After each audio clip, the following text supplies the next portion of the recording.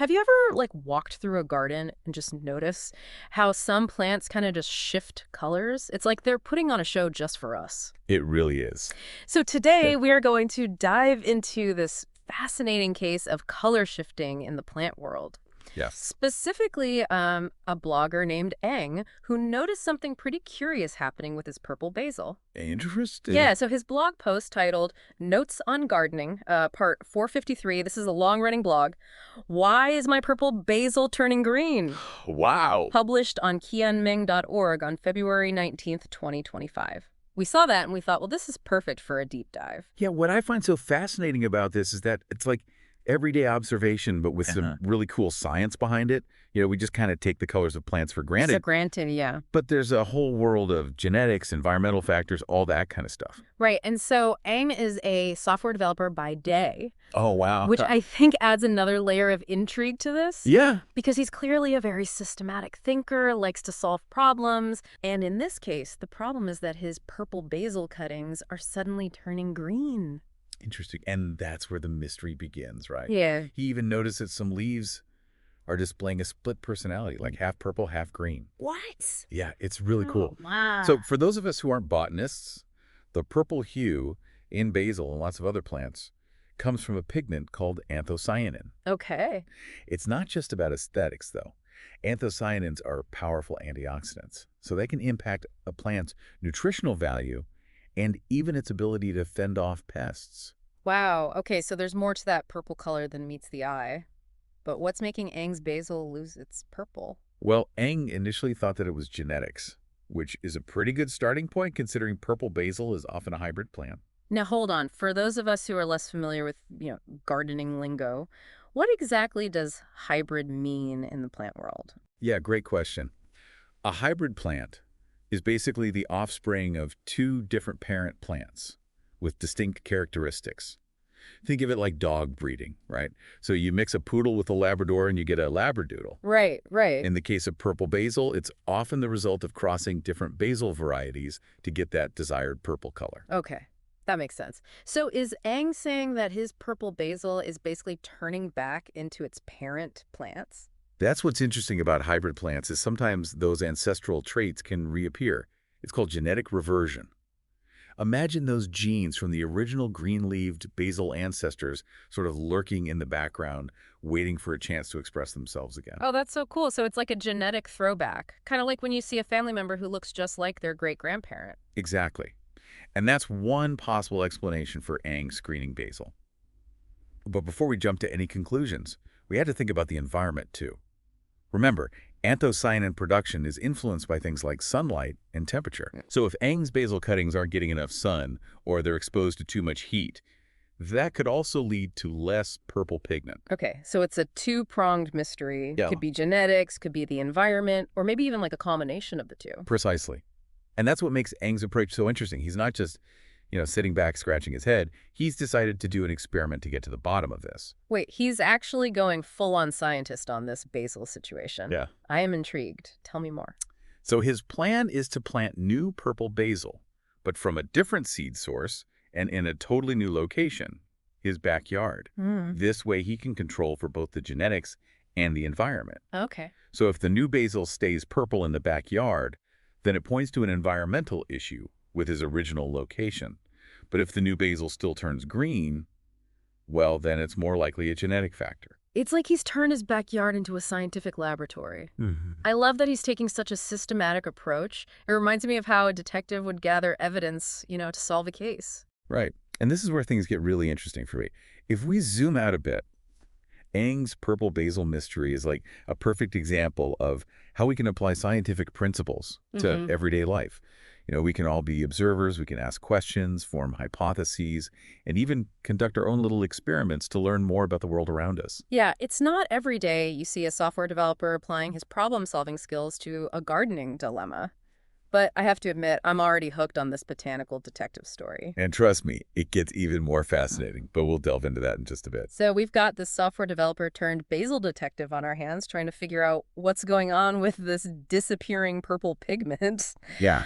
But you know what really struck me about Eng's blog post was his clear passion for gardening. I mean, this is part 453 of his gardening notes. I know. It's really inspiring, isn't it? Yeah. It reminds us that learning is a lifelong journey, Mm-hmm. and it can happen anywhere, in a lab, in a garden, even just in your kitchen. And sometimes the most fascinating discoveries happen when we least expect them. Absolutely. I mean, who knew that the color of basil could lead us down such an interesting path? Right. Speaking of unexpected connections, Ang actually compares this whole basil situation to fish breeding. Yeah, Can you explain that connection for our listeners? sure. So Ang draws a parallel between how breeders carefully select fish with, certain traits like color or thin shape, and how plant hybridizers do the same thing to create new varieties with specific characteristics. In both cases, you're basically manipulating genetics to achieve a desired outcome. So it's like both fish breeders and plant breeders are playing matchmaker with genes. That's a great way to put it, yeah. And just like in fish breeding, sometimes those recessive genes, the ones that didn't get expressed in the first generation, can pop up unexpectedly in the offspring, leading to surprises like Ang's greening basil. Oh, so even with careful breeding, nature always finds a way to throw in a curveball, huh? Exactly, yeah. Yeah. And that unpredictability is part of what makes biology so fascinating. It's this constant dance between genetics and the environment. And sometimes the outcomes aren't what we expect. Makes you wonder, though, about all the other factors that might be affecting Ang's basil. I mean, we talked about sunlight and temperature, Yeah. but what about things like soil type or even how often he's watering the plants? Oh, for sure, yeah. Could those things play a role, too? Absolutely. And that's why scientific experiments like the one Ang's conducting are so important. They help us isolate specific variables to see what's really driving a particular phenomenon. So, for example, if Ang's new basil plants in the backyard, thrive and stay purple, Yeah. that could suggest that something in his original growing environment, like the soil composition or watering practices, was messing with anthocyanin production. So it's like a process of elimination, huh? Uh-huh. By changing one variable at a time, he can start to narrow down the possibilities. Exactly. And what's really exciting about this is that Eng's approach is something we can all apply in our own lives. It's about being curious, Yeah. observing the world around us and asking questions. It's funny you say that. I recently had my own little gardening mystery. I planted some sunflower seeds, and for weeks, nothing happened. Oh. I was starting to think I had done something wrong, but then just when I was about to give up, these tiny green shoots emerged. Oh, wow. So what did you learn from that experience? Well, for one thing, I learned that patience is a virtue, especially when it comes to gardening. But it also reminded me that nature has its own timeline. We Yeah. can't always control the outcomes, but we can learn to appreciate the process. That's a great insight, and it connects really well with what we're talking about today. Yeah. Eng's basil mystery isn't just about figuring out why the leaves are changing color. It's about, embracing the scientific method, being open to new discoveries, and realizing that sometimes the journey is just as important as the destination. I love that perspective. It's like we're all explorers in our own way. Whether we're charting new territory in a lab or tending to a garden or simply observing the world around us with a curious mind.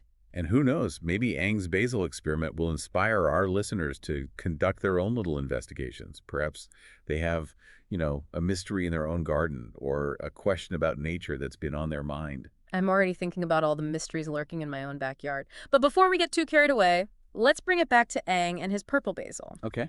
So we've talked about genetics, the environment, even a bit of fish breeding.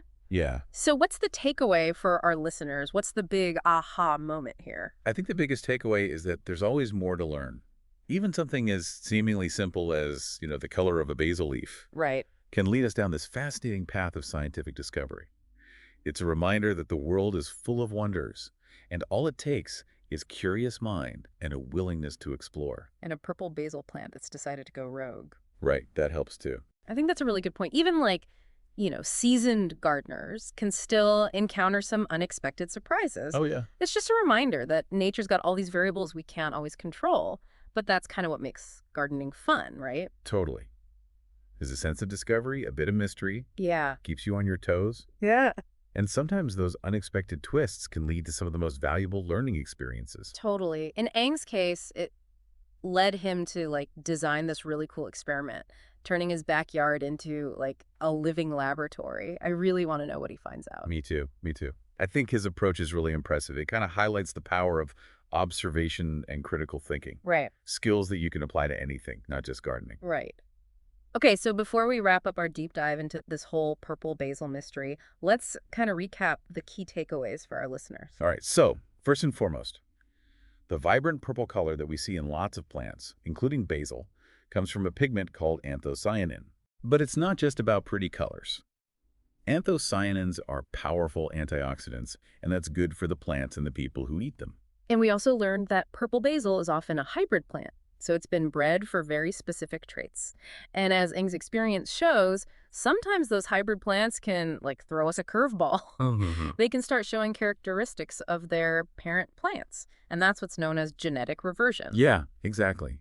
It's just nature's way of keeping things interesting. Exactly. And we can't forget about the impact of the environment either. Yes. All those things like sunlight intensity, temperature, those can all impact anthocyanin production too, meaning a plant's color can change even if the genetics haven't. Right, yeah. It's that interplay between genetics and the environment that just makes plant biology so fascinating. Absolutely. And speaking of fascinating, Aang's dedication to figuring this whole thing out, doing this backyard experiment, that's like a really great example of how we can all kind of use that scientific mindset in our own lives. Asking questions, making observations, forming hypotheses, and testing them, just to kind of understand the world around us a little bit better. It's like citizen science in action. And who knows, maybe Aang's basil investigation will inspire other people to go on their own little scientific adventures. Right. Maybe someone listening has a rose bush that's suddenly a different color, or a tomato plant that's making weird-shaped tomatoes. Don't just ignore it. Ask questions, make some observations, and just see where your curiosity takes you. And remember, you don't need a fancy lab or a degree in botany to be a scientist. All you really need is a curious mind and a willingness to explore. Well said. And if you're interested in following along with Aang's purple basil saga, you can check out his blog at qianmeng.org. He said he'll post updates on his experiment. And hey, maybe we'll even revisit this topic sometime in the future. Yeah, I'd love that. But until then, keep those gardens growing and those minds curious. Happy gardening, everybody!